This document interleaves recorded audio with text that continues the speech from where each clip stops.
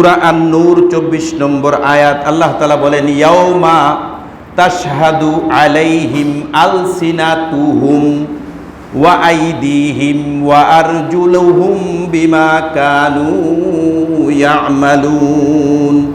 সেই দিন সাক্ষী দিবে ইয়াউমা তাশহাদু আলাইহিম, তোমাদের বিরুদ্ধে, সেই দিন তোমাদের উপরে তোমাদের বিরুদ্ধে, আলাইহিম মানে এখানে বিরুদ্ধে, তোমাদের বিরুদ্ধে সেই দিন সাক্ষী দিবে। কে সাক্ষী দিবে? আলসিনাতুহুম, তোমাদের জিহ্বা। জিহ্বা সাক্ষী দেবে। এটা আবার কেমন? জিহ্বা তো বলে, আবার অন্য জায়গায় কি আছে? এটা খুব আজীব একটা তাফসীর এটা। কারণ আল্লাহ তাআলা কি বলেছেন?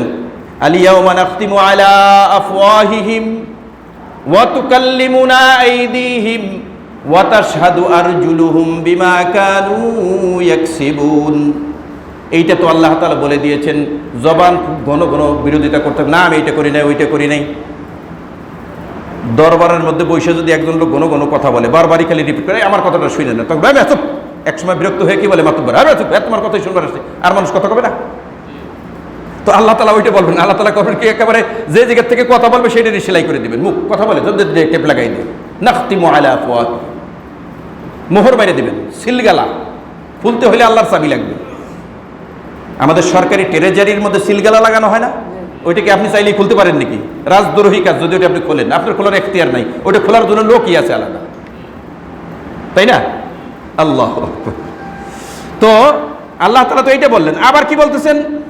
ইয়াউমা তাশহাদু আলাইহিম আলসিনাতুহুম, তোমাদের জিহ্বা তোমাদের বিরুদ্ধে সাক্ষী দেবে। মুখ বন্ধ করে দিলে জিহ্বায় আবার সাক্ষী দেয় কেমনে? কেমন যেন একটা তাআরুজ হয়ে যায়। মুখ বন্ধ করে দিলে জিহ্বা তো বন্ধ হয়ে যায়। আল্লাহু আকবার। তার মানে হলো শুধু মুখ খোলা থাকবে তখন, কিন্তু মুখকে বলা হবে ও জবান, আজকে শুধু তুমি যে খারাপ কাজ তোমার দ্বারা করা হয়েছে, যেই গান কয়টা গাওয়া হয়েছে তুমি গেয়েছো, অথবা যেই কয়টা গিবাত শিকায়েত তোমাকে দিয়ে করছে, যে কয়টা মিথ্যা সাক্ষী ওই কাঠগড়ায় দাঁড়াই দিছে, যে কয়টা ধোঁকাবাজির কথা বলেছে, যেই কয়টা কথা বেহুদা বলেছে, লাভ্য কথা বলেছে, সেই কথাগুলো শুধু তুমি বলো বাইসা, ওর মধ্যে থেকে সেই কথাগুলো আমার সামনে পেশ করো। ভালো কোনো কথা কিংবা অন্য কোনো কথা তুমি বলতে পারবে না। তো আল্লাহ তাআলার এই আদেশ শুনতে জবান তখন বাধ্য হয়ে যাবে। জবান কিন্তু এছাড়া আর তখন অন্য কিছু বলবে না। জবানের অনেক কথা, কিন্তু জবানের সব শক্তি রহিত করে শুধু অপরাধের কথাগুলোকে আল্লাহ বলবে, ও জবান, আমি তোকে সৃষ্টি করেছি। বলবে নাম ইয়া আল্লাহ, অবশ্যই আপনি আমাকে তৈরি করেছেন। তো আজকে আমার কথা শুনবি না? আল্লাহ আপনার কথাই তো শুনবো। তো বল যে এই লোকটা এই তোর জবান দিয়া আমাকে অপরাধ হয়ে যায়, আমার সামনে নাফরমানি হয়ে যায়, এরকম কয়টা কথা বলেছে? এই কথাগুলো শুধু বাইসা লক্ষ কোটি কথা বলেছে সারা জীবনে, এর মধ্যে থেকে বাইসা এরকম ভাবে 10,000 কথা গুনাহের ছিল, ওই 10,000 কথা আমার সামনে বলে দে। এই কথাটাই আল্লাহ তাআলা এখানে বলেছেন, ইয়াউমা তাশহাদু আলাইহিম আলসিনাতুহুম, তার জবান তার বিরুদ্ধে এরকম ভাবে সাক্ষী দিবে জিহ্বা, ওয়া আইদিহিম, এবং তার হাত দুটো তার বিরুদ্ধে সাক্ষী দিবে, ওয়া তাশহাদু ওয়া আরজুলাহুম, এবং তার বিরুদ্ধে তার পা সাক্ষী দিবে, বিমা কানু ইয়ামালুন, এই সমস্ত অঙ্গ প্রত্যঙ্গর দ্বারা সে কি গুনাহ করেছিল। আল্লাহ তাআলা আমাদের হেফাজত করেন। আল্লাহ তাআলা সূরা ইয়াসিনের আয়াত শুনাইছি, এরপরে আল্লাহ তাআলা বলতেছেন ইন্নাস সামআ ওয়াল বাসারা ওয়াল ফুআদা কুল্লুন উলাইকা কানা আনহু মাসউলা, নিশ্চয়ই তোমাদের কান, সামউ তোমাদের কান, ওয়াল বাসারু তোমাদের চোখ, ওয়াল ফুআদা তোমাদের হৃদয়, তোমাদের অন্তর, ফুআদুন মানে হৃদয়, কুল্লুন উলাইকা কানা আনহু মাসউলা, এই সমস্ত অঙ্গ প্রত্যঙ্গর ব্যাপারে কিয়ামতের ময়দানে আল্লাহ সুবহানাহু ওয়া তাআলা এইগুলোর বিরুদ্ধে মাসউলা, আল্লাহ তাআলা কি করবেন? প্রশ্ন করবেন। অতএব এই সমস্ত অঙ্গ প্রত্যঙ্গ আল্লাহ তাআলার সামনে নতজানু হয়ে, বাধ্য হয়ে আল্লাহ তাআলার সামনে বলবে। অতএব আমি যে বলতেছি হাত আমার, আসলে কিন্তু হাত আমার না, পা আমার না, চোখ আমার না, কান আমার না। যদি এইটা হইতো তাহলে হাতকে আমি প্যারালাইসিস থেকে বাঁচাইতে পারতাম, পারি নাকি? অর্থ আছে, হাতকে প্যারালাইসিস থেকে বাঁচাইতে পারি নাকি, চোখকে পাওয়ার কোমা থেকে বাঁচাইতে পারি নাকি, যে আমি জিন্দেগিতে আমার 90-100 বছর বয়স হয়ে যাবে কিন্তু আমি চোখে একদম ছোটবেলায় যেরকম নাকি দেখতাম সোনামুখী সুইয়ের এরকমভাবে ফুটা দিয়ে আমি সুতা ঢুকাই দিতাম, 90 বছর বয়স হাতও কাঁপবে না, চোখেও দেখবো সেকেন্ডের মধ্যে ঢুকাই দিব, এরকম হবে নাকি? তার মানে কি এইটা আমার না, এইটা যার, সে এক সময় পাওয়ার দেন, আস্তে আস্তে পাওয়ার নিয়ে যান। এই হাতের মালিককে, যার কারণে আল্লাহ তাআলা নিয়ন্ত্রণ করতেছেন। চোখের মালিককে, তিনি নিয়ন্ত্রণ করতেছেন। আমার পা, আমার অঙ্গ প্রত্যঙ্গ, আমার দিমাগ, আমার সব কিছুর মালিক হলেন আল্লাহ সুবহানাহু ওয়া তাআলা। অতএব এইগুলার নিয়ন্ত্রণ আল্লাহ সুবহানাহু ওয়া তাআলা নিজে করতেছেন। আমার এখানে কোনো বাহাদুরি নাই, আমি এখানে কিছুই করতে পারি না, পারবো না, সম্ভব না। এই জন্য এটা যেহেতু আমানত, এইটা যেহেতু আল্লাহ তাআলার, আল্লাহ নিজেই বলছেন ইন্না সামা, নিশ্চয়ই কান, এটা কার? এটা হলো আমার। ওয়াল বাসর, চোখ, এটা কার? এটা আমার। ওয়াল ফুআদা, অন্তর, এটা কার? এটাও আমার।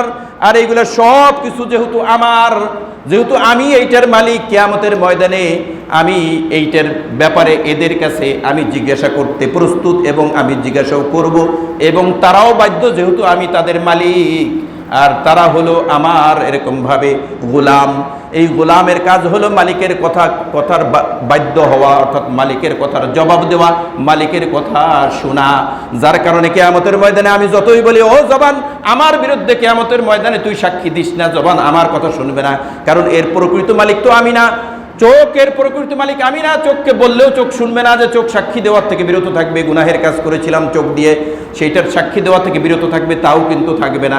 পা সাক্ষী দেওয়া থেকে বিরত থাকবে না আমার কথায়, হাত সাক্ষী দেওয়া থেকে বিরত থাকবে না, চুল দাড়ি, আমার নাক, আমার এরকমভাবে চামড়া, অঙ্গ প্রত্যঙ্গ, আমার লজ্জাস্থান, কোনোটাই কিন্তু সাক্ষী দেওয়ার থেকে বিরত থাকবে না, কারণ যেহেতু এইটার প্রকৃত মালিক কিন্তু আমি না, এইটার প্রকৃত মালিক হইলেন আল্লাহ সুবহানাহু ওয়া তাআলা। যেহেতু আল্লাহ সুবহানাহু ওয়া তাআলা এটার প্রকৃত মালিক, অতএব তার কথাই কি আমাদের মধ্যে শুনবে, আমাদের কোনো কথা কিন্তু শুনবে না, আমাদের কোনো কথা শুনবে না। এই জন্য আল্লাহ বলেন কি, কানা আনহু মাসউলা, এদের সব জনের কাছ থেকে, পুরো শরীর থেকে আমি কিয়ামতের ময়দানে প্রশ্ন করব। তাহলে বোঝা গেল 3 নম্বর কথা যেটা, যে আমাদের শরীর যেটা নাকি আছে, আমাদের অঙ্গ প্রত্যঙ্গ, এটা আমাদের বিরুদ্ধে কি করবে? সাক্ষী দেবে। এবং কি আমার অন্তরের মধ্যে যদি কোনো গোপন বিষয় থাকে, ওয়াইন তুবদু মা ফি আনফুসিকুম আও তুখফুহু ইউহাসিবুকুম বিহিল্লাহ। কিয়ামতের ময়দানে আল্লাহ সুবহানাহু ওয়া তাআলা, আমরা গোপনে মনে মনে কি চিন্তা করেছিলাম, কারণ বাইরের কাজটা তো মানুষ দেখলো, ফেরেশতারা এরকমভাবে লিখলো, মানুষও দেখলো, জায়গায় দেখলো, কারণ জায়গায় সাক্ষী দেবে কিয়ামতের ময়দানে। কিন্তু আমার অন্তরের মধ্যে কি চলতেছে, কোন ধরনের নাফরমানি চলতেছে, সেইটাও একটা অঙ্গ, আমার অন্তর। কারণ হৃদয়ের কথা আল্লাহ তাআলা এখানে বলেছেন ওয়াল ফুআদ, হৃদয়, আমার অন্তর। তো আল্লাহ তাআলা বলতেছেন তোমার নফসের মধ্যে, তোমার অন্তরের মধ্যে, ওয়াইন তুবদু মা ফি আনফুসিকুম আও তুখফুহু ইউহাসিবুকুম বিহিল্লাহ, তোমার অন্তরের মধ্যে যা আছে তুমি যদি কঠিনভাবে গোপন করে রাখো, তোমার একদম বুজুম ফ্রেন্ড, তোমার একেবারে কাছের লোক, তাকেও যদি তুমি কিয়ামতের এরকমভাবে দুনিয়াতে কখনোই না বলো, তোমার স্ত্রীকেও যদি না বলো, তোমার খুব কাছের বন্ধুকেও যদি না বলো, তোমার একদম এক বিছনায় শুইতা এরকম বন্ধুকেও কখনো বলো নাই, কিন্তু তোমার অন্তরের খবর আমি জানি, কিয়ামতের ময়দানে এইটারও হিসাব আমি নিয়ে ছাড়বো। ভয়ের কথা না? ভয়। এই জন্য সতর্ক থাকতে হবে। আল্লাহ সুবহানাহু ওয়া তাআলা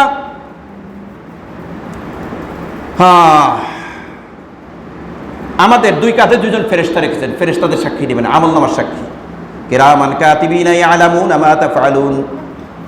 অন্যত্র আল্লাহ তাআলা বলেন ইন্না আলাইকুম লাহাফিজিন ওয়া ইন্না আলাইকুম লাহাফিজিনা কিরামান কাতিবিনা ইয়ালামুনা মা তাফআলুন। সূরা ইনফিতার।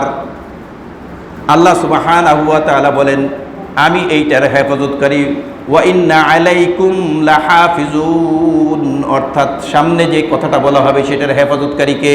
আল্লাহ। আমরা অনেক সময় দেখা যায় মোবাইলে অনেক কিছু সেভ করি, আমরা অনেক সময় মোবাইলে অনেক কিছু সেভ করি না, পরে যাই দেখি নাই। কথা শোনে, আমার দিকে কথা শোনে, আমরা দেখি কি একটা জিনিস সেভ করছি, পরে ডিলেট হয়ে গেছে, কোন এক জায়গায় চাপলে কি হয়ে গেছে, ডিলেট হয়ে গেছে।